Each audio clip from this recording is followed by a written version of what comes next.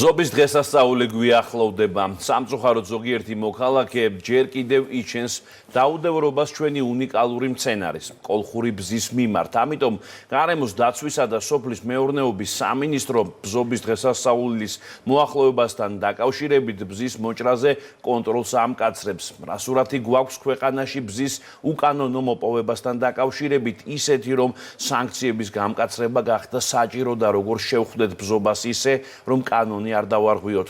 ამ საკითხთან დაკავშირებით დეტალურ ინფორმაციას თამარ ბუბაშვილი მოგვაწვდის, რომელიც შიომღვიმიდან გვიერთდება. თამარ, დილამშვიდობის.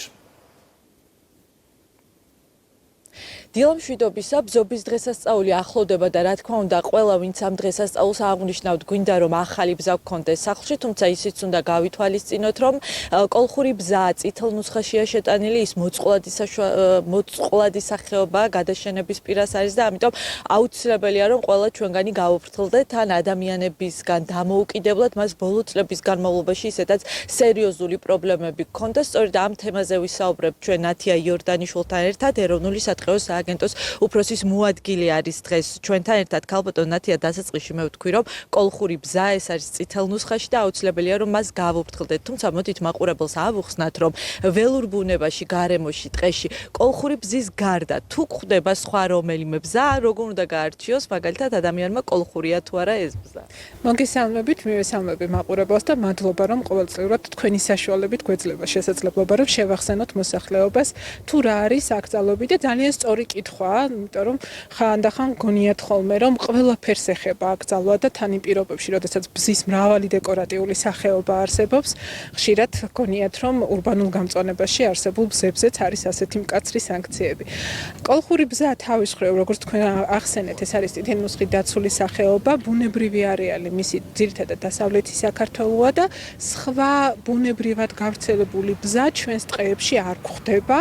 ძალიან მარტივია, შეიძლება პროფესიონალისთვის არის მარტივი, თუმცა თუ დაკვირვებული თვალიც ადვილად შეამჩნევს, ფოთლებს უნდა დავაკვირდეთ პირველ რიგში. კოლხურ ბზას შედარებით უფრო მცირე ელიფსური მოგრძო ფოთლები აქვს, ფერითაც შეიძლება გავარჩიოთ, მისი ზედაპირი უფრო მუქი მწვანეა, ხოლო ქვედა მხარეს ოდნავ ღია, რაც დეკორატიულ სახეობებში უფრო ბაცფერებშია და მათი ფოთლები გულისხმობ მარაწვანე ბზას თუ სხვა დეკორატიულ სახეობებს ფოთოლიც უფრო მოდიდო და საკმაოდ სქელი აქვს. ასე რომ თუმცა აი დავაკონკრეტოთ ის, რომ მაგალითად ველურ ბუნებაში, ტყეში თუ ბზა შეგხვდა, ის კოლხური იქნება. დიახ, ნამდვილად ასეა, თუ ველურ ბუნებაში ბუნებრივად გავრცელებული ბზა შეგხვდა, ის ნამდვილად არის კოლხური ბზა და ასეთი ბზის დაზიანება, ტოტების მოტეხვა, მოძირკვა, მოჭრა გახლავთ აკრძალული. მოდით სანქციებზეც რო ვთქვათ, ჯარიმებზე, როგორც ვიცი, გაიზარდა ეს ჯარიმები. რა ჯარიმა, რა სახის ჯარიმა დაეკისრება, ვთქვათ, ადამიანს, ვინც ველურ ბუნებაში ამ ბზას ან ტოტს მოატეხავს, ან მთლიანად ამოძირკვავს. წლიდან წლამდე გვიწევს, სამწუხაროდ გვიწევს, რომ გამკაცრდეს სანქციები. 500-დან 2000 ლარამდე გახლავთ ადმინისტრაციული ჯარიმა, თუმცა ყველა კონკრეტულ შემთხვევაში ხდება გარემოსთვის მიყენებული ზიანის გაანგარიშება და თუ თანხა 1000 ლარს აღემატება და რადგან ბზა წითელი ნუსხით დაცული სახეობა ძალიან მცირე რაოდენობის შემთხვევაში შეიძლება ეს მოხდეს, ასეთ შემთხვევაში უკვე სისხლის სამართლის პასუხისმგებლობის საკითხიც დგება. აუცილებლად ისიც უნდა ვთქვათ, რომ აი თქვათ ბზობის დღესასწაულის მოახლოებასთან ერთად ჩვენ ძალიან ხშირად გვინახავს, რომ ადამიანებს გამოგვთ გასაყიდათ ეს ბზა. ხო, აი რა შემთხვევაში არის ნებადართული, ასე ვთქვათ და რა შემთხვევაში არ დავჯარიმდებით აი ბზის მოპოვების დროს, ანუ როგორ უნდა მოვიპოვოთ ეს ბზა ისე რომ არ დავჯარიმდეთ. როგორც უკვე ვახსენე, ბზის ძალიან მრავალი სახეობა და ფორმაა ჩვენს ქვეყანაშიც გავრცელებული, თითქმის ყველას, არა მხოლოდ კერძო სანერგეებს, ეზოშიც კი ძალიან ბევრ მოსახლეს შეიძლება ჰქონდეს ასეთი ბუჩქი. რეალიზება ასეთი სახის მცენარისა, როგორც სანერგეში გამოყვანილის, ისე კერძო საკარმი დამონაკვეთში დაშვებულია.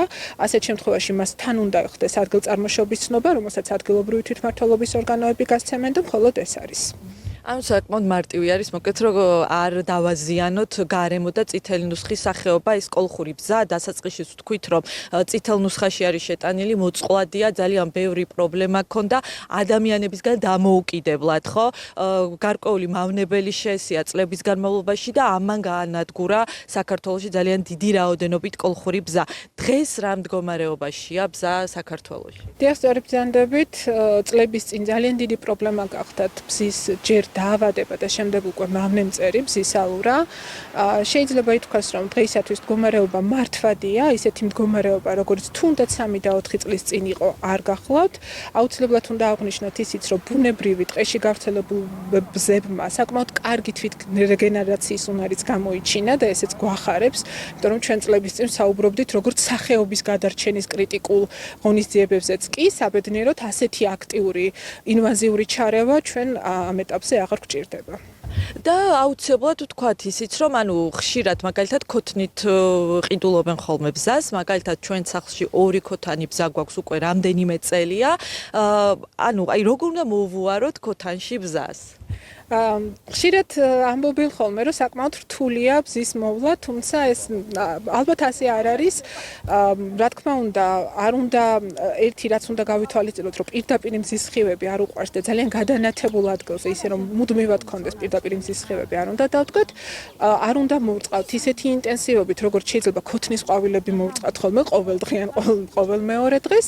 დანარჩენი პირობები საკმაოდ მარტივია და თუ ჩვენ ამას დავიცავთ, აუცილებლად ძალიან დიდხანს გვეყოლება ქოთანში ბზა. ძალიან დიდი მადლობა ნათია იორდანიშვილი საუბრობდა პირდაპირ ეთერში. მე იმასაც გეტყვით, რომ აღმოვჩნდით დღეს ვიდეო რგოლის გადაღებაზე, რომელშიც მონაწილეობას იღებენ ჩემი კოლეგები, ჟურნალისტები და ეროვნული სატყეო სააგენტო არის, ასე ვთქვათ, ორგანიზატორი და ამ ვიდეო რგოლშიც, რომელიც სოციალურ ქსელში შემდეგ მოგვიანებით შეგიძლიათ იხილოთ, სწორედ იმაზე საუბრობენ ჩემი კოლეგები, თუ რატომ არის კოლხური ბზა ასეთი მნიშვნელოვანი ჩვენთვის და რომ მას აუცილებელია რომ გავუფრთხილდეთ. დაგემშვიდობებით მე წარმატებულ დღეს გისურვებთ. მადლობა მნიშვნელოვანი ინფორმაციის მოწოდებისთვის. მოკლედ, თუ ბუნებაში შეგხვდება ბზა, აუცილებლად ის არის კოლხური ბზა. ეს ძალიან მნიშვნელოვანია, პირადად მე არ ვიცოდი და არ შეიძლება კოლხური ბზის დაზიანება.